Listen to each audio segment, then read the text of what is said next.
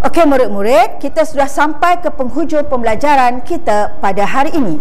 Cikgu ucapkan tahniah dan syabas kepada semua murid kerana berjaya mengikuti aktiviti yang telah cikgu jalankan dengan jayanya. Okey, di sini cikgu akan simpulkan bahawa untuk membentuk kata terbitan perlu menggunakan kata berimbuhan, iaitu berimbuhan sama ada berimbuhan awalan, berimbuhan apitan ataupun berimbuhan akhiran. Okey, cikgu ulang lagi, berimbuhan awalan ini merupakan imbuhan yang diletakkan di depan kata dasar, manakala berimbuhan apitan pula imbuhan yang diletakkan di depan dan di belakang kata dasar, dan akhir sekali ialah berimbuhan akhiran yang mana imbuhannya diletakkan di akhir kata dasar.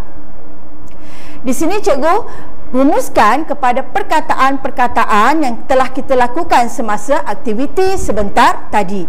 Okey, kata terbitan berimbuhan awalan, contohnya penyakit, mengambil, mencapai, berkualiti, manakala kata terbitan berimbuhan apitan pemakanan, pengambilan, keperluan, mengesyorkan. Dan juga kata terbitan berimbuhan akhiran seperti makanan, hidupan, pasaran dan juga simpanan.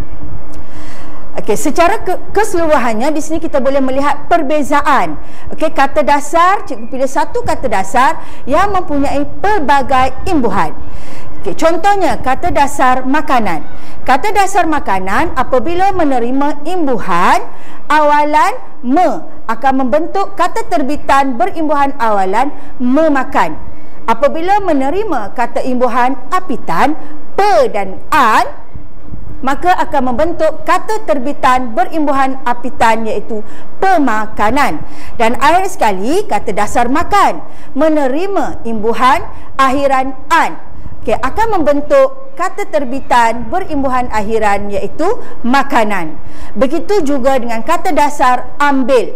Okay, awalan akan menjadi mengambil, apitan akan menjadi pengambilan dan juga imbuhan akhiran akan menjadi ambilan.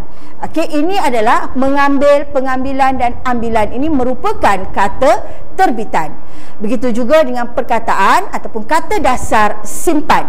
Apabila menerima imbuhan me akan membentuk kata terbitan berimbuhan awalan iaitu menyimpan. Apabila